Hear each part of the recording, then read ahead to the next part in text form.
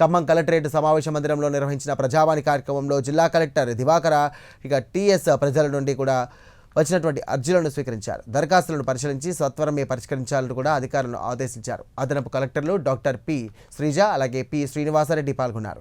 ఇక SC ST రైతులకు పట్టాదారు పాస్ పుస్తకాలను మంజూరు, అలాగే ఇంద్రమ్మ ఇళ్ల మంజూరు, సాగునీటి కాలువల సమస్యలు, మిషన్ భగీరథ, రోడ్డు డ్రైనేజీ సమస్యలపై వచ్చిన ఫిర్యాదులను సంబంధిత శాఖలకు ఆయన పంపారు. విద్యుత్ స్తంభాల తొలగింపు వంటి సమస్యలను కూడా త్వరగా పరిష్కరించాలని కూడా కలెక్టర్ ఆదేశించారు. ప్రజల సమస్యల పరిష్కారానికి అధికారులు వేగంగా చర్యలు తీసుకోవాలంటూ సూచించారు.